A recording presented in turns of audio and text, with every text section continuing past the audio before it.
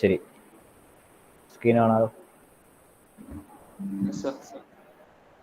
പറഞ്ഞു നിർത്തിയിരുന്നത് SN curve വരെ എത്തിയിട്ടുണ്ട്. നമ്മളെ പറഞ്ഞു തുടങ്ങിയിരുന്നത് നമ്മളെ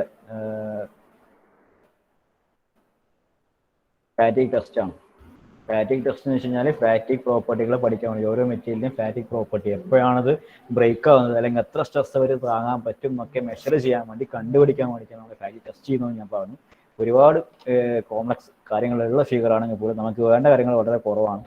ഈ സ്പെസിമെനും അത് ഹോൾഡ് ചെയ്തിരിക്കുന്ന രണ്ട് അപ്പുറത്തെ ഇപ്പുറത്തെ രണ്ട് പാർട്ടുകളും പിന്നെ വെയിറ്റ് കൗണ്ടർ ഈ വെയിറ്റ് കൊടുക്കുന്ന സെൻറ്ററിലേക്ക് വരുന്ന വെയിറ്റ് പിന്നെ ഷാഫ്റ്റ് അതിലേക്ക് വെച്ച കപ്ലിങ് പിന്നെ മോട്ടർ ഈ ഇത്രയും കാര്യങ്ങളാണ് ഇതിന് വേണ്ടത്. മോട്ടർ റൊട്ടേറ്റ് ചെയ്യുന്ന കണക്കായിട്ട് എന്ത് ചെയ്യും, സ്പെസിമെൻ റൊട്ടേറ്റ് ചെയ്യും.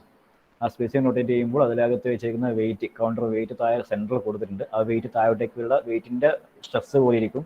ഈ സ്പെസിമെൻ്റെ താഴെ ഭാഗത്ത് ടെൻസൈലും മുകൾ ഭാഗത്ത് കംപ്രഷൻ തന്നെ ആക്ട് ചെയ്യുന്നുണ്ടാവുക. ഇത് റൊട്ടേറ്റ് ചെയ്യുമ്പോൾ ആൾട്ടർനേറ്റീവായിട്ട് ഓരോ ഭാഗത്തേക്കും കംപ്രസീവ് ടെൻസൈൽ മാറി മറിഞ്ഞുകൊണ്ട് വന്നിരിക്കും. അങ്ങനെയാകുമ്പോൾ ഈ സർഫസ് ചുറ്റുമുള്ള സർഫസിൽ മാത്രം സ്ട്രെസ് വരും. നടുക്കിന് സെൻട്രലോട്ട് ആക്സ് വരച്ചു കഴിഞ്ഞാൽ അതവിടെ സ്ട്രെസ് ഉണ്ടാവില്ല.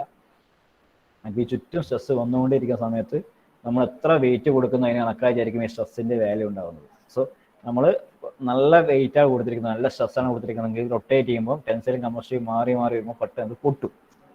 അപ്പോൾ പൊട്ടുമ്പോൾ നമ്മൾ എന്ത് ചെയ്യുന്ന വെച്ചാൽ പെട്ടെന്ന് പൊട്ടും. അപ്പോൾ സ്ട്രെസ് കുറച്ച് കൊടുക്കുന്നതിന് കണക്കായിട്ട് ഇതിൻ്റെ പൊട്ടുന്ന സമയം കൂടി വരും.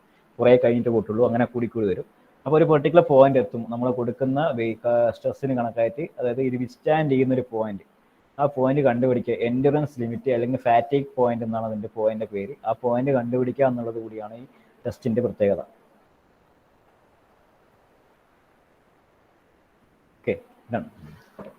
സോ അതിൻ്റെ കാര്യങ്ങളാണ് താഴെ രണ്ട് കാര്യങ്ങളായിട്ട് ഞാൻ പറഞ്ഞത്. സോ അത് കിട്ടിക്കഴിഞ്ഞാൽ നമ്മൾ അറ്റ് എ ടൈം നമ്മൾ ഓരോ പോയിന്റ് നമ്മളിത് മെഷർ ചെയ്യുന്നുണ്ട്, സ്ട്രെസ് കൂട്ടി. അപ്പോൾ ആ പോയിന്റ് ഒക്കെ നോട്ട് ചെയ്യുക. Thereafter we are drawing or SN curve, that is stress to number of cycle curve to verify the result and to get a final conclusion of the test report. That is SN curve. ഞാൻ ഈ പറഞ്ഞ കാര്യമാണ് ഇവിടെ കൊടുത്തിരിക്കുന്നത്. Specifically subject to cycling stress. Cycling stress means our repeated stress is giving 1 by 1 tensile and compressive. The maximum stress amplitude must be less than the tension stress. ഇങ്ങനെ കാര്യം കൊടുക്കുകയാണ്. Number of cycles of failures counted. Number of cycles of failure means every നമ്മൾ ആദ്യം കറക്കുന്ന ആ ഒരു ഇത് നമ്മളത്തെ rotation നമുക്ക് അവിടെ കിട്ടും. number of rotation നമുക്ക് മോട്ടറിൻ്റെ അകത്ത് നമുക്കൊന്നും കിട്ടാം. ആ റൊട്ടേഷൻ നമ്മൾ കൗണ്ട് ചെയ്യാം. Process is repeated progressively decreasing values of stress amplitude. Stress value കുറച്ചിട്ട് we are repeating that particular experiment 1 by 1 and we are resulting the curve, stress to number of cycles curve, SN curve. So stress value is given in സ്ട്രെസ്സിൻ്റെ unit തന്നെ and the number of cycle wise given in logarithmic unit. Logarithmic സ്കെയിലാണ് കൊടുത്തിരിക്കുന്നത്, ഒരുപാട് ലെങ്ത്തിലുണ്ട്. This is the curve that we are getting. Here you can see number of cycle n is shown in x-axis and stress amplitude is shown in y-axis. So 10 power 3, 10 power 5, 10 power 9 എന്ന് പറയുന്നത് logarithmic സ്കെയിലാണ് of number of cycles and stress amplitude is shown in y-axis. So we can see several points that we have noted is are combined to form a curve. It is SN curve. The two curve is given here. It is aluminum alloy curve തന്നിട്ടുണ്ട്, steel അതിന് തന്നിട്ടുണ്ട്. രണ്ട് കർവും ഓരോന്നും meet ചെയ്യുന്ന പോയിന്റാണ് തന്നിട്ടുള്ളത്. So endurance limit എന്ന് പറയുന്ന ലിമിറ്റ് അവിടെ എത്തിയിട്ടുണ്ട് ഒരു അലോയ് സ്റ്റീലിനകത്ത്. That means that particular point at a particular point of stress amplitude എത്ര സൈക്കിൾ റൊട്ടേറ്റ് ചെയ്താലും ആ ഒരു പെർട്ടിക്കുലർ പോയിന്റിൽ ആണ് നിൽക്കുന്നത് എന്നുള്ളതാണ് സ്ട്രെസ്സിൽ. ആ സ്ട്രെസ് നമ്മൾ കൊടുക്കുന്ന ആ പോയിന്റിൽ നമ്പർ ഓഫ് സൈക്കിൾ എത്ര പോയാലും ഇൻഫിനിറ്റ് നമ്പർ ഓഫ് സൈക്കിൾസ് പോയി കഴിഞ്ഞാലും പൊട്ടാത്ത ഒരു പോയിന്റ് നമുക്ക് എടുക്കുകയാണ്. Maximum point at which material can stand without fracturing. ആ പോയിന്റ് എൻഡുറൻസ് ലിമിറ്റ് എന്നുള്ള പോയിന്റ് നമുക്കവിടെ കിട്ടുന്നത് it is a horizontal to x-axis.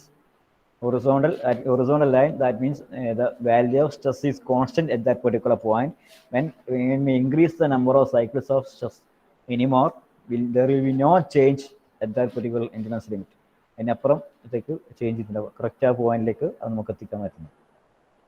പിന്നെ ചെയ്ത് കഴിഞ്ഞാലും പൊട്ടാത്ത പോയിന്റ് നോക്കിയാൽ പിന്നെയും അടുത്ത മെറ്റീരിയൽ വെച്ച് നോക്കി കഴിഞ്ഞാലും നമുക്ക് അതേ പോയിന്റ് കിട്ടുകയാണ്. സ്ട്രെസ് മാറ്റി നമുക്ക് ആ പെർട്ടിക്കുലർ പോയിന്റിലേക്ക് എത്തിക്കുന്ന ആ പോയിന്റാണ് എൻഡ്യൂറൻസ് ലിമിറ്റ് എന്നുള്ള എസ്എൻ കർവ്. സോ അതിന് എക്സ്പ്ലനേഷൻ നേരത്തെ പറഞ്ഞത് അതാണ് ഇവിടെ കൊടുത്തിരിക്കുന്നത്. The higher the amplitude of stress, smaller the number of cycles of failure. We know that. The higher the amplitude of stress that you are taking, then smaller the number of cycles of failure.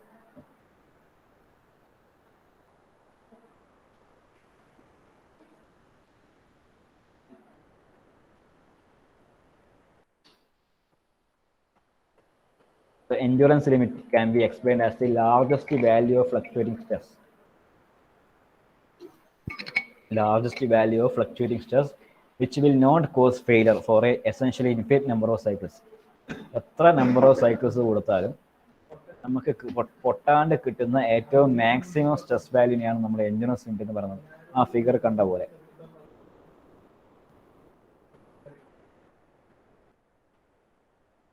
കണ്ടോ, ഇവിടെ എത്ര cycles ഞാൻ repeat ചെയ്ത് കഴിഞ്ഞാലും ഈ point constant ആയിരിക്കും stress value. That means is the largest value of fluctuating stress which will not cause failure for essentially infinite number of cycles. So what is endurance limit? It is a largest value, it is a limited value of fluctuating stress which will not cause failure for essentially infinite number of cycles.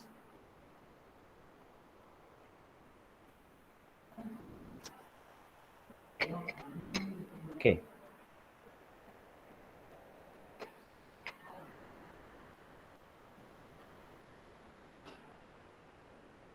Then it will be approximately 40 to 50% of tensile strength of that particular material. ആ ഒരു material tensile സ്ട്രെങ്ത്തിന്റെ ഒരു material എടുത്താൽ അതിന് tensile സ്ട്രെങ്ത്തിന്റെ 40 to 50% വരുന്ന ആ point ആയിരിക്കും മിക്കവാറും ഈ നമ്മളെ എൻഡ്യൂറൻസ് ലിമിറ്റ് എന്ന് കാണിക്കുന്നുണ്ടാവും. Right. Then what is failure strength? Failure strength. So failure strength is defined as stress that produces the failure in a given number of cycles.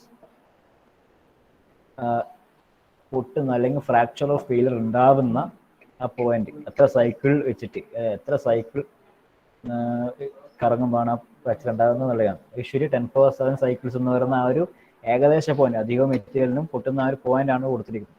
10⁻⁷ സൈക്കിൾസും and endurance limit value will be 40 to 50% of the tensile strength.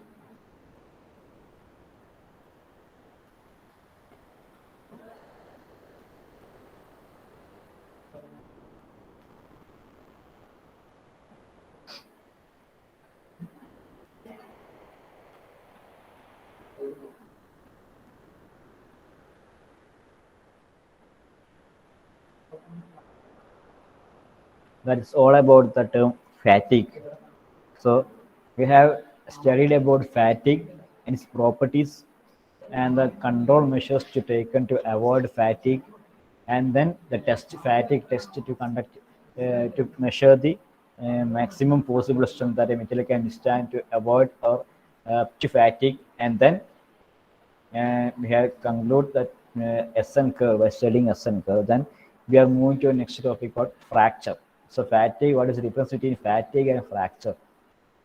Fatigue എന്ന് പറഞ്ഞാൽ slowly വന്ന് അല്ലെങ്കിൽ ഈ ചെറിയ ഇതിൽ അതിൻ്റെ failure തന്നെയാണ്. Both fracture and fatigue are failures, but fracture is the sudden breaking of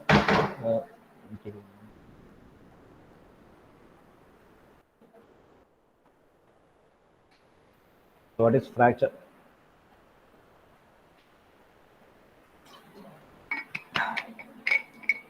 When a material is stressed beyond the elastic limit, two things can happen.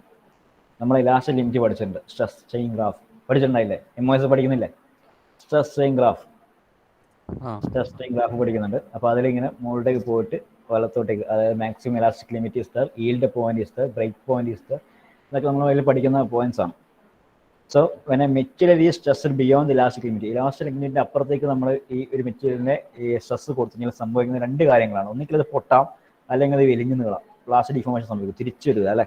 Elastic limit വരെ നമ്മൾ എന്ത് ചേഞ്ച് കൊടുത്താലും അത് ഇനീഷ്യൽ പൊസിഷനിലേക്ക് തിരിച്ചു വരുന്നുണ്ട്. But after elastic limit, if it yield point is there, if it is yielding or ഇത് വലിഞ്ഞു പോകുന്നുണ്ടെങ്കിൽ it will not retain its original shape. The plastic deformation is occurring there. So when a material is stressed beyond the elastic limit, two things can happen. First one is the material yields or the material ruptures without any visible signs of plastic deformation. വലിയെന്ന് തോന്നിക്കാതെ പിന്നെയും ഇലാസ്റ്റിക്കിന് അപ്പുറം നമ്മൾ വലിച്ചു കഴിഞ്ഞാൽ പൊട്ടും. അത് plastic information വിലിഞ്ഞു പോകാതെ പൊട്ടും. ഒന്നുകിൽ വിലിഞ്ഞു പോകും അല്ലെങ്കിൽ പൊട്ടിപ്പോകും. It yield or it ruptures. The ultimate rupture or failure of material by breaking into two or more pieces under the influence of an external load is called fracture. So ഫാറ്റിക് എന്ന് പറഞ്ഞു കഴിഞ്ഞാൽ അതിൻ്റെ മെറ്റീരിയലിൻ്റെ ഫെയിലർ ആണ്. കുറച്ച് ഇതായി വന്നിട്ട് ആദ്യം ഇത്തിരി ക്രാക്ക് വന്ന് ക്രാക്ക് പ്രൊപ്പഗേറ്റ് നടന്നിട്ട് സ്ട്രെസ് കോൺസെൻട്രേഷൻ്റെ ഭാഗമായി നടക്കുന്ന കാര്യങ്ങളാണ്. എക്സ്റ്റേണൽ ലോഡ് വന്നിട്ട് പൊട്ടിപ്പോകുന്നത്, നമ്മൾ സ്കെയിലൊക്കെ അടിച്ച് പൊട്ടിക്കുന്നത് ഫ്രാക്ചർ എന്ന് പറയും. അത് ഫാറ്റിക് എന്നോ ഫെയിലർ എന്നോ പറയില്ല. ഒരു മരക്കഷ്ണമൊക്കെ നമ്മൾ അടിച്ച് പൊട്ടിക്കുകയാണെങ്കിൽ നമുക്ക് പറയാൻ പറ്റും ഫ്രാക്ചർ ആണെന്ന് പറയാൻ പറ്റും. ഒരിക്കലും ഒരു മെറ്റീരിയലിൻ്റെ ഫെയിലർ ആണെന്ന് പറയാൻ പാടില്ല. സോ അതേപോലെ തന്നെയാണ് ഇതിൽ. The ultimate rupture or failure of material by breaking into two or more pieces is known as under the influence of external load. This is the main point. Under the influence of external load is termed as fracture. The applied stress or external load that we are applying may be tensile or may be compressive or may be shear stress. It may be tensile stress, may be compressive stress. So I think I don't need to explain the points: failure, tensile, compressive, shear, external load, fracture. ഇത്രയും കാര്യങ്ങളൊന്നും ഞാൻ പറയേണ്ടതെന്ന് തോന്നുന്നു. കാരണം you are studying, I think you are studying in MOS these terms and details. Tensile, compressive, shear stress, sigma S എന്നുള്ള ടേമുകളൊക്കെ നിങ്ങൾ കൃത്യമായിട്ട് principal stress ഒക്കെ നിങ്ങൾ കൃത്യമായിട്ട് പഠിക്കുന്നതാണ് അതിനകത്ത്. സോ അതുകൊണ്ട് ഡീറ്റെയിലേക്ക് ഇവിടെ പറയണമെന്ന് എനിക്ക് തോന്നുന്നില്ല.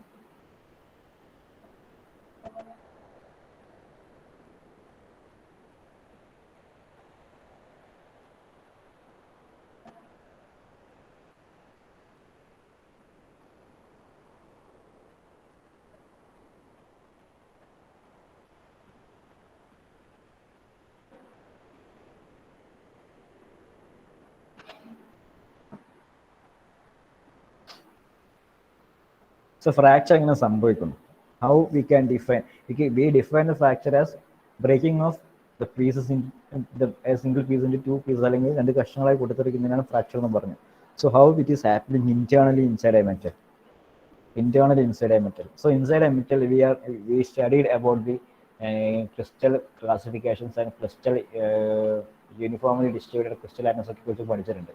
Two atoms are bonded together and the other is bonded to one another to form a bond between them, and the crystal is formed in such a manner.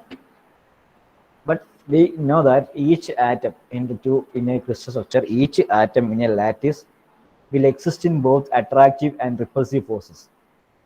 The both atoms will be in attractive or will be in repulsive forces. They exist. Okay, at equilibrium positions, the both are equal. The attractive and repulsive forces രണ്ടും നമ്മൾ equal ആയ സമയത്താണ് നമ്മൾ എന്ത് പറയുന്നത്, it is in equilibrium position എന്ന് പറയുന്നത്. Attractive പൊസിഷനാണ് കൂടുതലെങ്കിൽ അത് ഉള്ളിലേക്ക് കോൺട്രാക്ട് ചെയ്യാണ് ചെയ്യുക. രണ്ട് ആറ്റം നമ്മൾ അടുത്ത് വരുമ്പോൾ total material will contract. If repulsive force higher, the material is extend or expand. If both the attractive and repulsive force are equal, we can say it is in equilibrium position. Okay. Beyond that, attractive forces freedom. അതായത് അതിനപ്പുറം equilibrium position അപ്പുറത്തേക്ക് വരുമ്പോൾ നമ്മൾ ഈ പറയുന്ന കാര്യങ്ങൾ ഇപ്പോൾ അട്രാക്റ്റീവോ അല്ലെങ്കിൽ റിപ്പൾസീവോ ഏതെങ്കിലും ഒരു ഫോഴ്സാണ് ഡൊമിനേറ്റ് ചെയ്യുന്നത്.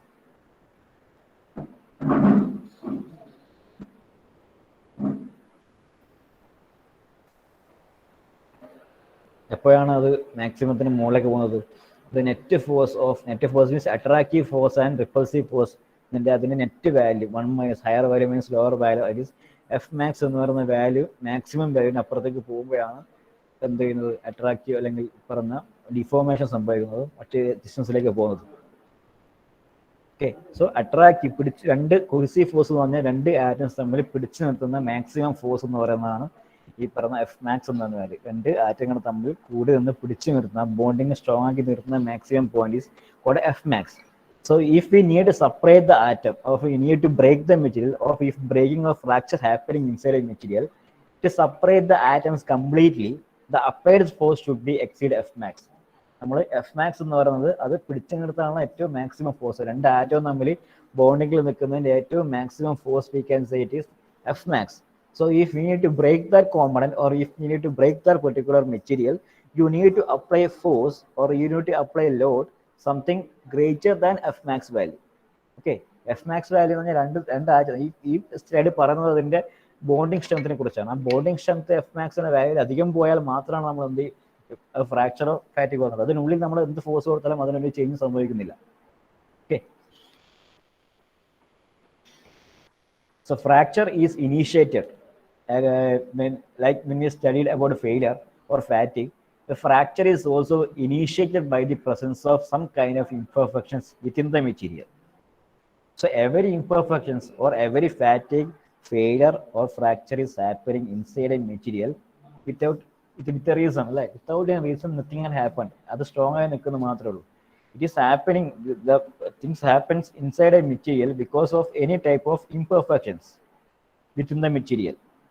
So mainly a microscopic crack, or we have studied about a failure of fatigue പഠിക്കുമ്പോൾ നമ്മൾ പറഞ്ഞിട്ടുണ്ട് the initiating crack will be there. So likewise we can say that any fracture or failure or happens without any reason, but without a reason. So because we can say a microscopic crack means without, we cannot see with our naked eyes. അത്രയും ചെറിയ crack inter മൈക്രോസിസ്റ്ററിൽ ഉണ്ടാകുമ്പോഴാണ് there occurs a type of imperfection. It is a type of imperfections അത് ഉണ്ടാകാൻ സാധ്യതയുണ്ട്. അതിൽ നിന്നാണ് നമ്മൾ എന്ത് ഫ്രാക്ചറിലേക്ക് പോകുന്നത്. അങ്ങനെ ഇംപെർഫെക്ഷൻസ് ഉണ്ടാവുകയെന്ന് വെച്ച് കഴിഞ്ഞാൽ എന്താണ് സംഭവിക്കുന്നത്? രണ്ട് ആറ്റം തമ്മിലുള്ള ചെറിയ എന്തെങ്കിലും ഒരു ഡിഫക്ട്സ് അപ്പുറം ഉണ്ടാകുമ്പോൾ അവിടെയാണ് ഈ പറഞ്ഞ എഫ് എക്സ് എന്ന് പറഞ്ഞ വാല്യൂ, എഫ് മാക്സ് എന്ന വാല്യൂല് കുറച്ച് താഴും, അത്രയും ശക്തി ഇല്ല, അത് പിടിച്ചു നിർത്താവുന്ന കണ്ടീഷനിൽ എത്തുമ്പോഴാണ് അവിടെ ഫ്രാക്ചർ ഇനീഷ്യേറ്റ് ചെയ്യുന്നത്. So crack acts like a notch and raises the stress at that point. Notch എന്ന് പറഞ്ഞാൽ എല്ലാ തലത്തു നിന്നും പോസിറ്റീവായി ഒരു പോയിന്റിലേക്ക് അട്രാക്ട് ചെയ്യുന്ന ആ ഒരു ചെറിയ ഹോൾ പോലത്തെ ഒരു സംഭവം. It's a crack act as a notch where and raises the stress at that point. അവിടെയുള്ള സ്ട്രെസ് കൂടും. ആ സ്ട്രെസ് കോൺസെൻട്രേഷൻ നമ്മൾ പറഞ്ഞത്. ആ സ്ട്രെസ് ഉണ്ടാവുന്ന സ്ട്രെസ് എന്ന് പറയുന്ന value which exceeds F max, which exceeds the F max value, that is the maximum cohesive force. Maximum cohesive force which for which the atoms are bonded together. It will breaks when the stress exceeds the main value of F max value. And when the stress exceeds the F max value,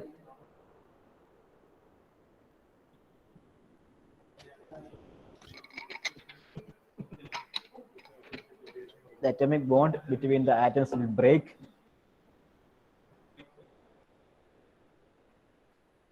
and the material breaks. The atomic bond separates and the material breaks. The crack spreads across the material, resulting in fracture. So അങ്ങനെയാണ് fracture ഉണ്ടാവുന്നത്. Means fracture ഉണ്ടാവുന്നതും failure ഉണ്ടാവുന്നതും ഫാറ്റിക് ഉണ്ടാവുന്നതൊക്കെ ഒരേ ഒരു starting condition എന്നാണ്. വേറെ A crack or point initiate, അതായത് crack initiate ചെയ്യുന്ന ഒരു point, any imperfections, any defects ഉണ്ടാവുന്നു എന്ന് പറയുന്ന സ്ഥലത്താണ് ക്രാക്ക് ഉണ്ട്. and then when the a crack ഉണ്ടാകുന്ന സ്ഥലത്ത് എന്ത് ചെയ്യുന്നു? ഒരു സ്ട്രെസ് ഡെവലപ്പ് ചെയ്യുന്നു. A crack acts as a notch and it raises a stress at that particular point.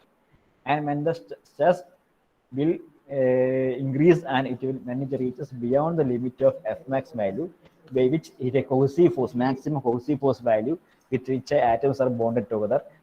And when the stress point increases beyond the value, the crack propagates. Crack കുറച്ചും കൂടി material break ചെയ്യുന്ന, atoms തമ്മിലുള്ള bond break ചെയ്തിട്ട് crack കുറച്ചും കൂടി വലുതാവും. And that crack propagates in a particular manner and it occurs to fracture, resulting in fracture. Please note down the points here, or the details of fracture, how the mechanism of fracture and how this fracture occurs എന്നുള്ളതാണ് പറഞ്ഞത്.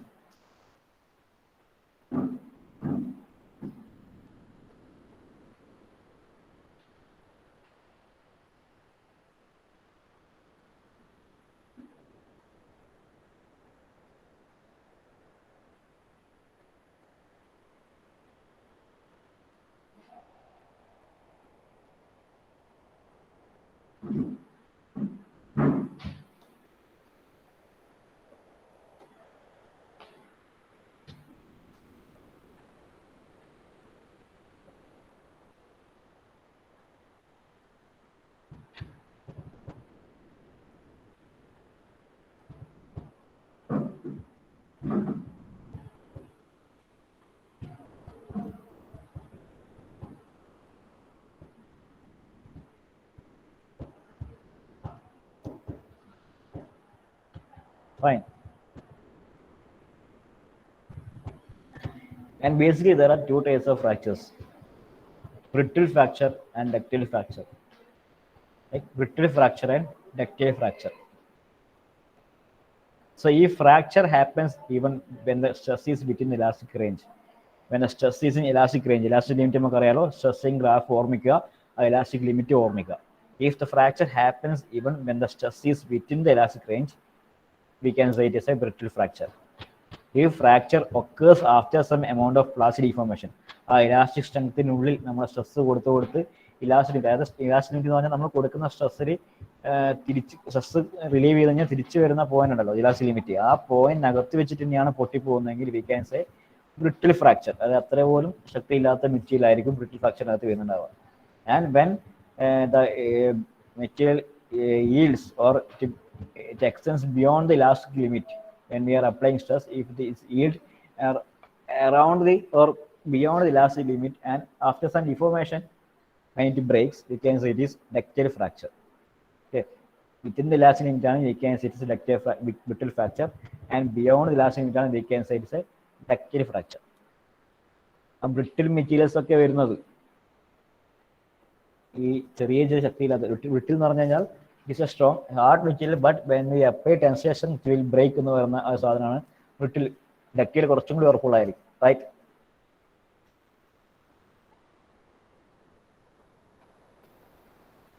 So ഇങ്ങനെയാണ് brittle ഫ്രാക്ചറും ductile ഫ്രാക്ചറിൻ്റെയും figure വരുന്നത്. നമ്മുടെ stress strain graph Hooke's law define ചെയ്തിരിക്കുന്ന stress strain ഗ്രാഫാണ് കൊടുത്തിരിക്കുന്നത്. So we can say initially we can see first figure is denoted by brittle fracture, by which the fracture is happening inside the elastic limit of the material. We can say it is a brittle fracture. Brittle fracture ഉണ്ടാകുന്നത് പെട്ടെന്നാണ് അല്ലേ, കാരണം elastic ലിമിറ്റിനകത്ത് തന്നെ പൊട്ടുക എന്ന് വെച്ച് കഴിഞ്ഞാൽ plastic deformation സംഭവിക്കുന്നില്ല. അതുകൊണ്ട് ഡീഫോർമേഷൻ രണ്ട് മെറ്റീരിയൽ തമ്മിലുള്ള ഡീഫോർമേഷൻ സംഭവിക്കുന്നതിന് മുന്നേ തന്നെ പെട്ടെന്ന് പൊട്ടിപ്പോകുന്നത്, അതായത് കറക്റ്റ് പൊട്ടലായിരിക്കും. അതുകൊണ്ടാണ് ഫിഗർ ഇങ്ങനെ കറക്റ്റ് സെന്റർ ഒന്ന് ഇങ്ങനെ എല്ലാ അറേഞ്ച് ചെയ്തൊക്കെ പൊട്ടിക്കുന്നത്. കറക്റ്റ് ആ ഒരു റെക്ടാങ്കുലർ ഷേപ്പ് തന്നെയാണ് പൊട്ടിയിട്ടുള്ളത് അല്ലെ, റെക്ടാങ്കുലർ ഷേപ്പ് തന്നെയാണ് പൊട്ടിയിട്ടുള്ളത്.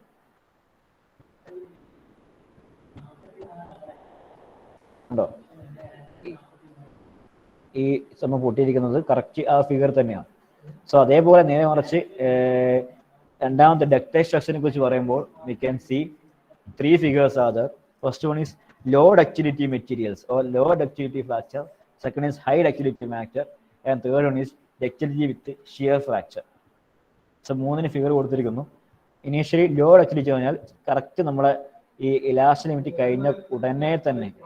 കഴിഞ്ഞ ഉടനെ തന്നെ ഉണ്ടാകുന്ന ഒരു പൊട്ടലിനെയാണ്, അത് കുറച്ച് ഡിഫോം ചെയ്ത് കഴിഞ്ഞാൽ പൊട്ടുന്നതാണ് we can say low ductility fracture. So അതിന്റെ ഫിഗർ നോക്കിയതായ ഒരു ഇറഗുലർ ഷേപ്പ് മാനറിൽ, അതായത് നമ്മുടെ പ്ലാസ്റ്റിക് ഡിഫോർമേഷൻ ഉണ്ടാവാൻ തുടങ്ങുന്നത് ഈ രണ്ട് മെറ്റീരിയലും കൂടി നമ്മൾ ആദ്യമുള്ള കാണിച്ച മെറ്റീരിയലിന്റെ നടുക്കുന്ന ഇങ്ങനെ ഈൽഡ് ചെയ്യപ്പെട്ടിട്ട് അത് സെൻട്രലിലേക്ക് ഇതായി വന്നിട്ട് നടുക്കുന്ന ഷേപ്പ് ക്രോസ് സെക്ഷൻ ഏരിയ കുറഞ്ഞു വന്നിട്ട് പൊട്ടാൻ തുടങ്ങുന്നതിനാണ് low ductility fracture, by which the fracture is happening just after some plastic deformation.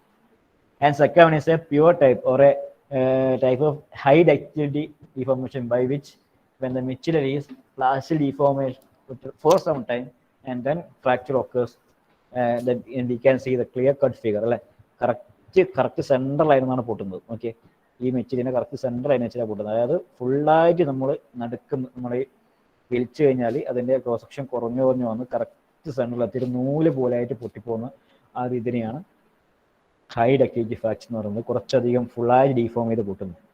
So shear fracture എന്ന് പറഞ്ഞാൽ അതിന്റെ അതായത് നമ്മളെ ഈ പറഞ്ഞ ഫിഗർ തന്നെ കുറച്ചുകൂടി മുകളിലേക്ക്, കറക്റ്റ് സ്റ്റാൻഡ് ഫിഗർ അല്ല വരുന്നത്, എലാസ്റ്റിക് ലിമിറ്റ് കഴിഞ്ഞിട്ട് ഒരു പെർട്ടിക്കുലർ റേഞ്ചിലേക്ക് ഇത് എഫക്ട് ചെയ്യുന്നുണ്ട്. പക്ഷെ അത് പൊട്ടുന്നത് ചെരിഞ്ഞിട്ട് ആ ഒരു ഏതെങ്കിലും രീതിയിലേക്ക് പൊട്ടുക, കറക്റ്റ് ഡിഫോം ചെയ്ത് കറക്റ്റ് സെന്റർ ഡിഫോം ചെയ്ത് പൊട്ടുന്നതല്ല, ഷിയർ ആയിട്ട് പൊട്ടുന്നതാണ്. ചെരിഞ്ഞിട്ട് ആ ഒരു ഇതിലേക്ക് ഒരഞ്ഞു പൊട്ടുന്ന പോലുള്ള കാര്യങ്ങൾ പൊട്ടിപ്പോകുന്ന ആ ഒരു ഇതിനെയാണ് നമുക്ക് ഷിയർ ഫ്രാക്ചർ എന്ന് പറയുന്നത്. So brittle fracture, ductile fracture and shear fracture is shown here. Brittle fracture can be denoted by or explained by the fracture occurring within the elastic limit, and ductile fracture is explained by the fracture of material when material is plastically deformed for after some time.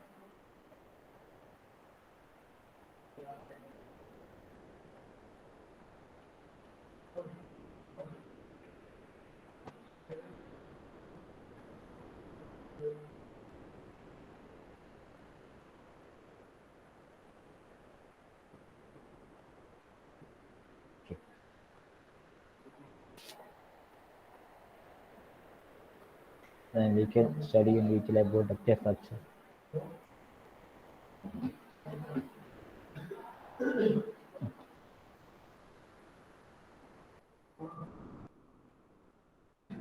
So ഇവിടെ ductile fracture കുറിച്ച് പറയുന്നത് brittle കുറിച്ച് നമ്മൾ പറഞ്ഞില്ല. Brittle പെട്ടെന്നുണ്ടാകുന്ന structure fractures suddenly ഉണ്ടാകുന്നതുകൊണ്ടാണ് അതിൽ വേറെ ചേഞ്ചസും classification മാറുന്നത് പെട്ടെന്ന് കുട്ടി. This is due to the first 2 point പറയുന്നത് ബ്രിട്ടിലിനെ കുറിച്ചാണ്. Brittle fracture occurs due to suddenly and catastrophically without any warning, പെട്ടെന്ന് തന്നെ ചേഞ്ച് വരുത്താതെ, അതായത് ഇന്റേണൽ എക്സ്റ്റന്റ് ചേഞ്ച് വരുത്താതെ പെട്ടെന്ന് പൊട്ടിപ്പോകുന്നവരെയാണ്. സോ അത് ഉണ്ടാവുന്നത് it due to spontaneous and rapid crack propagation. So if the crack is there inside the material and when we are applying load, suddenly the crack is propagating very speedily and a crack occurs and a fracture occurs very suddenly. We can say it is a brittle fracture. So മെറ്റീരിയലിനെ കുറച്ച് change വരുന്നതിൻ്റെയാണ് പൊട്ടുന്നതെങ്കിൽ we can say it is a ductile fracture. Ductile fracture occurs by passed information which can be seen. നമുക്കത് കാണാൻ പറ്റും, പൊട്ടാൻ പോകുന്നുണ്ട് എന്ന് കാണാൻ പറ്റും. കാരണം അതിൻ്റെ വിരിഞ്ഞ് വരുന്നതും ക്രോസ് സെക്ഷൻ ഏരിയ പൊട്ടാൻ ഉള്ള സ്ഥലത്തിലേക്ക് എവിടെ നിന്നാണ് പൊട്ടാൻ സാധ്യത അവിടെ ഇങ്ങനെ ചെറുതായി വരുന്നതൊക്കെ നമുക്ക് കാണാൻ പറ്റും. അങ്ങനെ കാണാൻ പൊട്ടുന്നതാണ് ഡക്റ്റൈൽ ഫ്രാക്ചർ എന്ന് പറയാം. So we can take preventive measures when we can see the ductile fracture initially before fracture. So brittle fracture we cannot do anything. It will fracture at a particular point, but if ductile fracture can be seen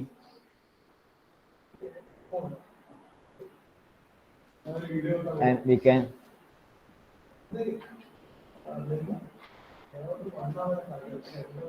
take preventive measures before the fracture occurs.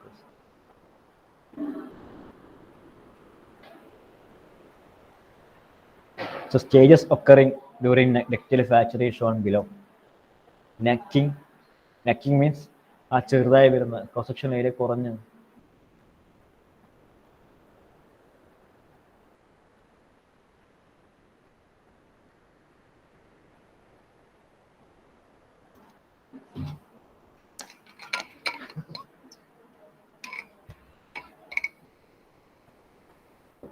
First one is necking and then cavity formations.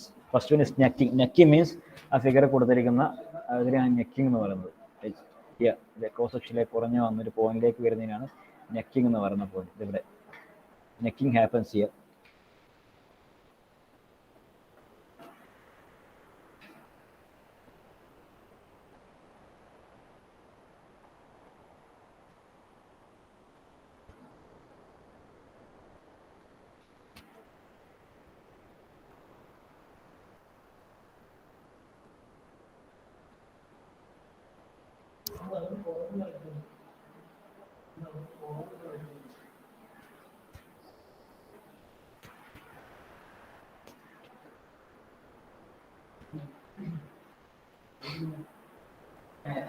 So figure കാണിച്ചു നെക്കിങ്ങിന് പറഞ്ഞു. Necking സംഭവിക്കുന്നത് ആ area കുറഞ്ഞു. Necking ചെയ്യുന്നത് ഇതിന്റെ area കുറഞ്ഞു വരുന്ന neck പോലെ വാഷസായി വരുന്നത് ഇതിന്റെ കുറഞ്ഞു വരുന്നതാണ് നെക്കിംഗ് എന്ന് പറയുന്നത്. ഇതാണ് കാവിറ്റി ഫോർമേഷൻ എന്ന് പറയുന്ന സ്റ്റെപ്പാണ്. കാവിറ്റി ഫോർമേഷൻ ഇന്റേണൽ ആയിട്ട് നടക്കുന്ന കാര്യമാണ് ഈ cavity formation. Necking is happening on external surface but cavity is forming internal microstructure where crack propagate ചെയ്യുന്ന ഒന്നുള്ള ഒരു ഇതാണ് അത് വരുന്നത്. So crack grows at 90 degree to applied stress എന്ന് പറഞ്ഞാൽ നമ്മൾ കൊടുക്കുന്ന സ്ട്രെസ്സിന് 90 ഡിഗ്രി ആയിട്ട് അതിന് പെർപെൻഡിക്കുലർ ആയിട്ട് ഈ പറയുന്ന ക്രാക്ക് വലുതായി വരും. അതായത് ഈ നെക്കിങ്ങിന്റെ ഭാഗം കൂടി വരും. ഇതിനകത്തുള്ള കാവിറ്റീസ് വലുതായി വരുന്ന ഒറ്റ കാവിറ്റി ആയിട്ട് പുറത്തേക്ക് ഇങ്ങനെ ഇന്റേണൽ ആയിരുന്നു. അത് പുറത്തുനിന്ന് കാണാൻ പറ്റുന്നതല്ല. Internal cracks happening inside the material by which the crack is initiating and propagating to outside due to the formation of small voids or cavities that will increasing by the cause of that particular stress, applied stress. By the effect of applied stress, the cavity is propagating around the necked portion of the material 90 degree to applied stress, and thereafter crack is propagating എന്ന പോയിന്റാണ് ഈ കാണുന്ന 45 maximum shear stress and attention. Maximum shear stress the stress which can withstand എന്ന് പറയുന്ന സ്റ്റേജിലേക്ക് എത്തിയാണ്. അതിന് ശേഷമാണ് എന്ത് ചെയ്യുന്നത് last is fracture. So first, the stages for fracture happening is first we can ductile fracture. We can say this first one is necking, where the cross-sectional area at which the fracture occurs will form, and then cavity is forming internally to the material, internal microstructure, and then the cavity links together.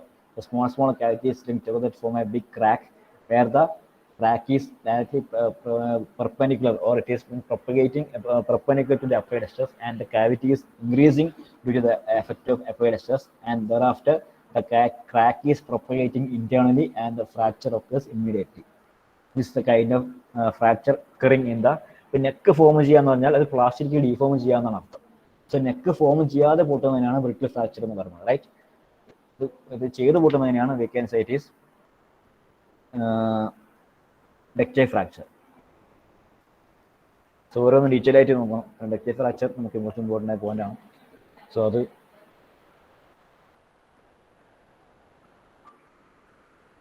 Detail ആയിട്ട് നമുക്ക് അടുത്ത ക്ലാസ്സിലേക്ക് continue ചെയ്യാം.